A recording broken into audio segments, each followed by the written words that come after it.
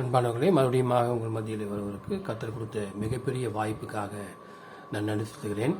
எல்லா இடங்களிலேயும் எபேசியர் 4:14-15 நாம் இனி குழந்தைகளாயிராமல் மனுஷனுடைய சூதும் வஞ்சிக்கிறதுக்கு ஏதுவான தந்திரமுள்ள போதகமாகிய பலவித காற்றினாலே அலைகளைப் போல அடிபட்டு அலைகளாயிராமல் அன்புடன் சத்தியத்தை கைக்கொண்டு தலையாகிய கிறிஸ்துவுக்குள் எல்லாவற்றிலேயும் நாம் வளர்கிறவராய் இருக்கும்படியாக அப்படி செய்தார்.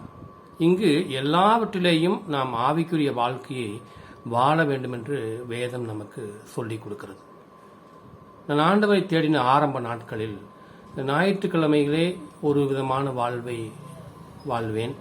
மீதி 6 நாட்களிலே தொழில் வாழ்க்கையிலே தேவனுக்கு பிரியமில்லாத காரியங்களை செய்து பிறரை ஏமாற்றவும், பொய் சொல்லவும், திருடவும் நான் இருந்தேன்.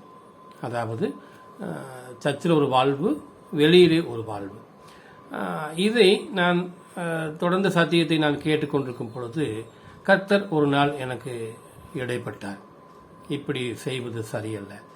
தானியேல் எல்லா இடங்களிலேயும் தனது ஆவிக்குரிய வாழ்வை வாழ்ந்து காண்பித்தார் என்ற அடிப்படையிலே வேதம் பார்க்கிறது. நான் அதை சிந்தித்த பொழுது நானும் அப்படியாக இருக்க முடிவு செய்தேன். மனம் திரும்பினேன். இப்போது அப்படியாக இல்லை. இனியும் அப்படியாக இருக்க கர்த்தர் கிருபை செய்வார். ஆம் அன்பானவர்களே, நீங்கள் எப்படியாக இருக்கிறீர்கள்? தர்மையான நாளில் நாம் சிந்திக்க வேண்டும்.